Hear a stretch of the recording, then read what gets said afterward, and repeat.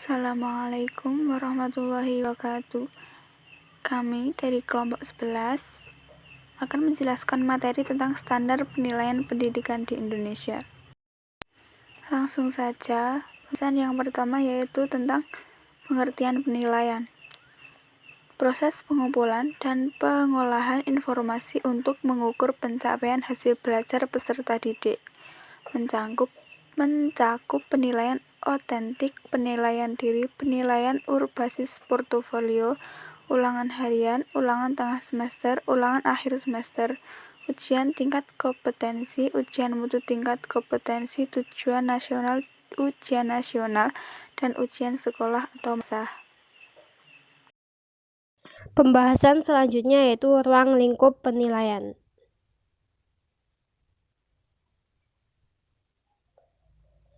Pasal 2, penilaian pendidikan pada pendidikan dasar dan pendidikan menengah terdiri atas penilaian hasil belajar oleh pendidik, penilaian hasil belajar oleh satuan pendidikan, dan penilaian hasil belajar oleh pemerintah. Pasal 3, penilaian hasil belajar peserta didik pada pendidikan dasar dan pendidikan menengah meliputi aspek sikap, pengetahuan, dan keterampilan. Yang selanjutnya itu tentang tujuan dan manfaat penilaian. Tujuannya yaitu untuk mengetahui kemampuan belajar peserta didik, untuk perbaikan dan peningkatan kegiatan belajar peserta didik, serta memberikan umpan balik perbaikan pelaksanaan kegiatan belajar, juga untuk mengidentifikasi kelebihan dan kelemahan belajar peserta didik. Selanjutnya yaitu manfaat penilaian.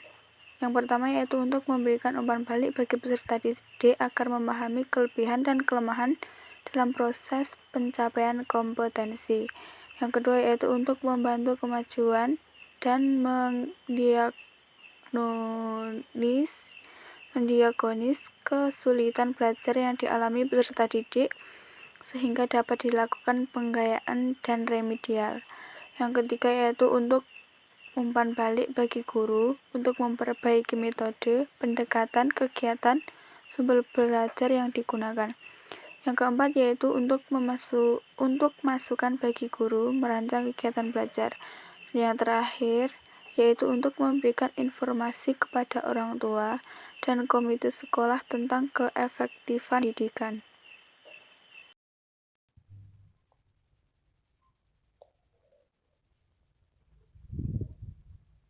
Pembahasan selanjutnya yaitu prinsip-prinsip standar penilaian. Yang pertama yaitu shahih, yaitu penilaian harus berdasarkan data yang mencerminkan kemampuan yang diukur. Kedua, objektif. Penilaian berdasarkan prosedur dan kriteria yang jelas dan tidak boleh mengandung subjektivitas. 3. Adil. Penilaian harus dilakukan secara adil. Keempat, terbuka. Kegiatan penilaian harus bisa diketahui oleh pihak yang berkepentingan. Kelima, menyeluruh dan berkesinambungan. Penilaian yang berkesinambungan dan menyeluruh akan memberikan informasi secara utuh tentang kompetensi peserta didik. Keenam, sistematis, yaitu penilaian dilakukan secara bertahap mengikuti langkah-langkah yang terdapat dalam prosedur penilaian. 7. Beracuan kriteria, yaitu penilaian didasarkan pada pencapaian kompetensi yang telah ditetapkan. Kedelapan, akuntabel, yaitu penilaian harus dapat dipertanggungjawabkan. Yang selanjutnya yaitu tentang mekanisme penilaian oleh pendidik.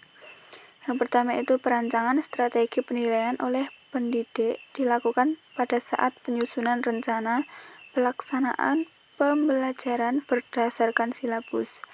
Yang kedua, penilaian aspek sikap dilakukan melalui observasi atau pengamatan dan teknik penilaian lain yang relevan, dan pelaporannya menjadi tanggung jawab wali kelas atau guru kelas. Selanjutnya, penilaian aspek aspek pengetahuan dilakukan melalui tes tertulis, tes lisan, dan penggunaan sesuai dengan kompetensi yang dinilai. Penilaian keterampilan dilakukan melalui praktik, produk, proyek, portofolio, dan atau teknik lain sesuai dengan kompetensi yang dinilai. Peserta didik yang belum mencapai KKM satuan pendidikan harus mengikuti pembelajaran remedi. Hasil penilaian pencapaian pengetahuan dan keterampilan peserta didik disampaikan dalam bentuk angka dan deskripsi. Yang selanjutnya yaitu mekanisme penilaian. Mekanisme penilaian hasil belajar oleh satuan pendidikan. Yang pertama yaitu penetapan KKM yang harus dicapai oleh peserta didik melalui rawat Dewan Pendidik. Penilaian hasil belajar oleh satuan pendidikan pada semua mata pelajaran mencakup aspek sikap, pengetahuan, dan keterampilan. Penilaian pada akhir jenjang pendidikan dilakukan melalui ujian sekolah atau madrasah. Laporan hasil penilaian pendidikan pada akhir semester dan akhir tahun ditetapkan dalam rapat Dewan Pendidik berdasarkan hasil penilaian oleh satuan pendidikan dan hasil penilaian oleh pendidik.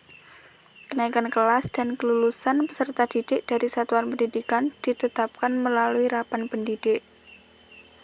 Selanjutnya yaitu mekanisme penilaian oleh pemerintah. Yang pertama yaitu penilaian hasil belajar oleh pemerintah dilakukan dalam bentuk ujian nasional dan bentuk lain dalam rangka pengendalian mutu pendidikan.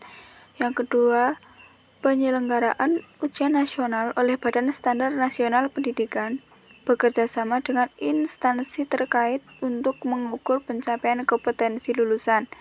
Yang ketiga, hasil ujian nasional disampaikan kepada peserta didik dalam bentuk sertifikat hasil ujian nasional.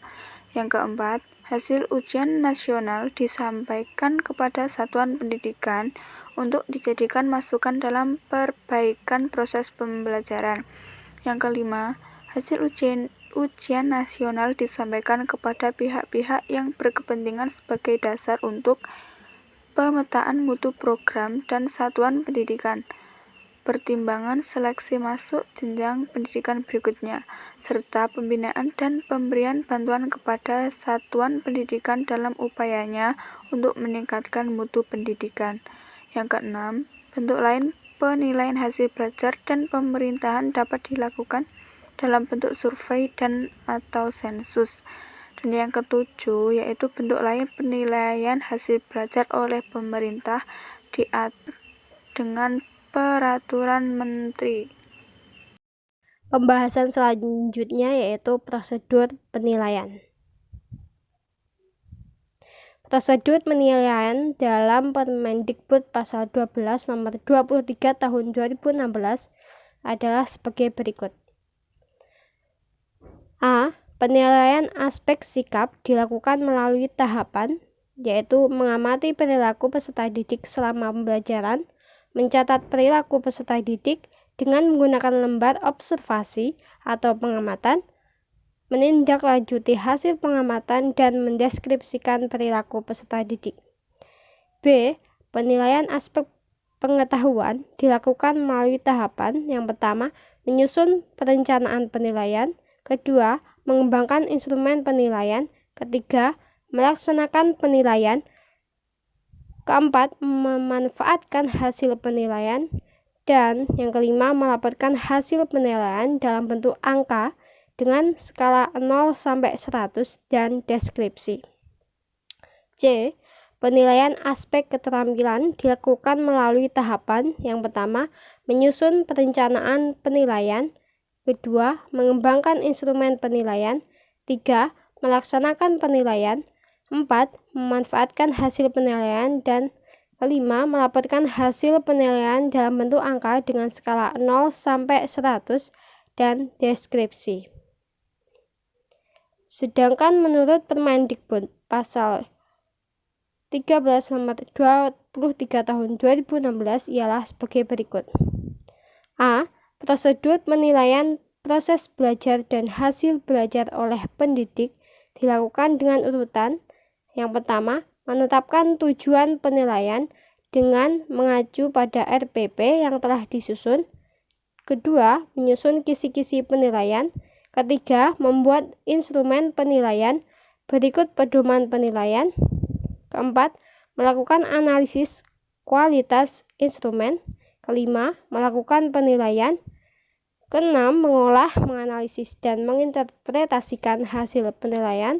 Ketujuh, melaporkan hasil penilaian. Dan kedelapan, memanfaatkan laporan hasil penilaian. B. Prosedur penilaian hasil belajar oleh satuan pendidikan dilakukan dengan mengkoordinasikan kegiatan dengan urutan. Yang pertama, menetapkan KKM. Kedua, menyusun kisi-kisi penilaian mata pelajaran. Ketiga, menyusun instrumen penilaian dan pedoman penskorannya. Keempat, melakukan analisis kualitas instrumen. Kelima, melakukan penilaian. Keenam, mengolah, menganalisis, dan menginterpretasikan hasil penilaian. Ketujuh, melaporkan hasil penilaian. Dan kedelapan, memanfaatkan laporan hasil penilaian. C. Prosedur penilaian hasil belajar oleh pemerintah dilakukan dengan urutan. Yang pertama, menyusun kisi-kisi penilaian. Kedua, menyusun instrumen penilaian dan pedoman penskorannya. Ketiga, melakukan analisis kualitas instrumen. Keempat, melakukan penilaian. Kelima, mengolah, menganalisis, dan menginterpretasikan hasil penilaian. Keenam, melaporkan hasil penilaian. Dan ketujuh, memanfaatkan laporan hasil penilaian.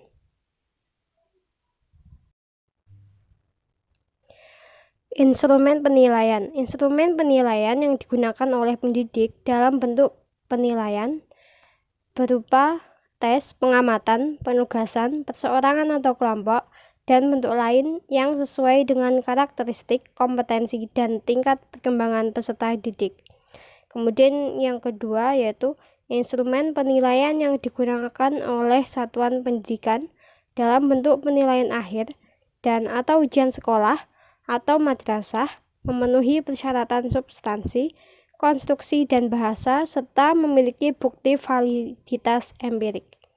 Kemudian yang ketiga yaitu instrumen penilaian yang digunakan oleh pemerintah dalam bentuk ujian nasional, memenuhi persyaratan substansi, konstruksi, bahasa, dan memiliki bukti validitas empirik, serta menghasilkan skor yang dapat diperbandingkan antar sekolah, antar daerah, dan antar tahun. Poin berikutnya yaitu mengenai penilaian kelas dalam KTSP dan K13. Yang pertama yaitu penilaian kelas dalam KTSP. Dalam KTSP, penilaian kelas dibagi menjadi beberapa penilaian. Yang pertama yaitu penilaian berbasis kelas. Dalam KTSP, semua indikator ditagih atau diuji dan hasilnya dianalisis untuk menentukan kompetensi dasar yang sudah dikuasai dan belum dikuasai oleh peserta didik. Adapun penentuan teknik penilaian yang digunakan berdasarkan kompetensi dasar yang ingin dinilai. Pengembangan penilaian pada tingkat satuan pendidikan bersifat hierarkis atau secara berurutan, yaitu standar kompetensi, kompetensi dasar, pencapaian indikator, materi pokok, dan instrumen penilaian. Penilaian selanjutnya ialah penilaian kinerja. Penilaian kinerja adalah penilaian berdasarkan hasil pengamatan penilaian terhadap aktivitas siswa sebagaimana yang terjadi. Penilaian kinerja biasanya digunakan untuk menilai kemampuan siswa dalam berpidato, pembacaan puisi, diskusi, pemecahan masalah, partisipasi siswa dalam berdiskusi, memainkan alat musik, olahraga, dan lain-lain. Penilaian selanjutnya yaitu penilaian penugasan.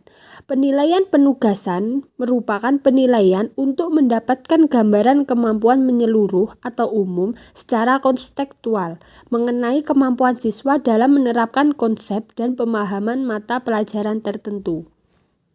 Penilaian selanjutnya yaitu penilaian hasil kerja atau produk. Penilaian hasil kerja atau produk merupakan penilaian kepada siswa dalam mengontrol proses dan memanfaatkan atau menggunakan bahan untuk menghasilkan.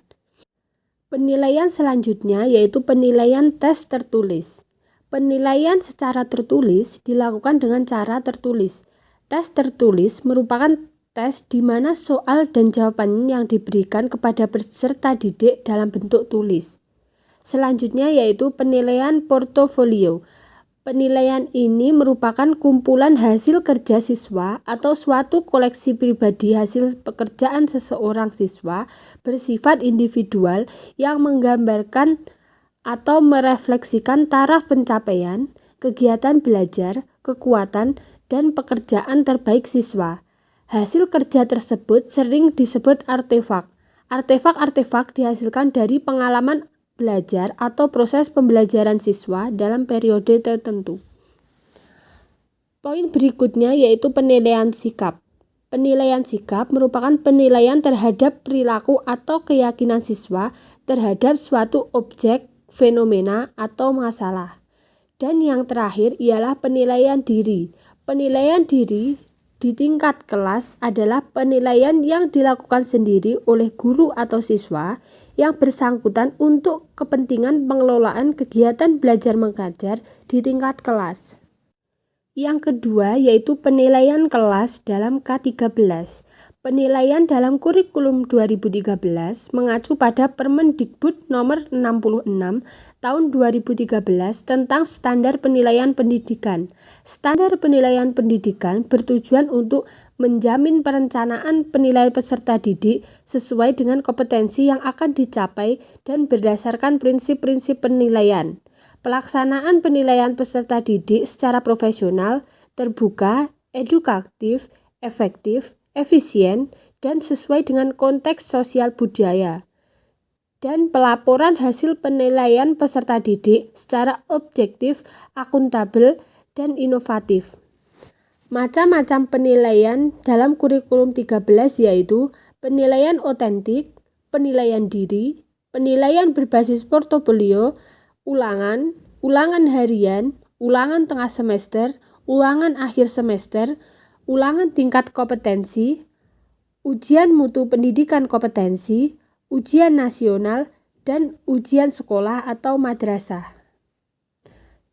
Teknik penilaian dalam kurikulum 13 dilakukan dalam berbagai bentuk untuk semua kompetensi dasar yang dikategorikan dalam 3 aspek, yaitu aspek sikap, pengetahuan, dan keterampilan. Penilaian aspek sikap dilakukan melalui observasi, penilaian diri, penilaian antar teman, jurnal selama proses pembelajaran berlangsung, dan tidak hanya di dalam kelas. Penilaian pengetahuan dilakukan melalui tes tulis, tes lisan, dan juga penugasan. Sedangkan teknik penilaian keterampilan dapat dinilai dengan cara beberapa aspek keterampilan. Yang pertama yaitu kinerja atau performance, merupakan suatu penilaian yang meminta peserta didik untuk melakukan suatu tugas pada situasi yang sesungguhnya yang mengaplikasikan pengetahuan dan keterampilan yang dibutuhkan. Selanjutnya yaitu project, merupakan kegiatan penilaian terhadap suatu tugas yang harus diselesaikan dalam periode atau waktu tertentu. Dan yang terakhir yaitu penilaian portofolio.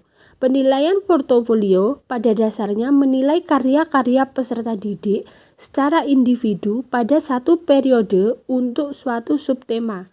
Akhir suatu periode, hasil karya tersebut dikumpulkan dan dinilai oleh guru dan peserta didik. Mungkin itu yang dapat kami sampaikan. Apabila ada kesalahan dan kekurangan dalam menyampaikan materi tersebut, kami dari kelompok 11 mohon maaf yang sebesar-besarnya. Akhirnya, wassalamualaikum warahmatullahi wabarakatuh.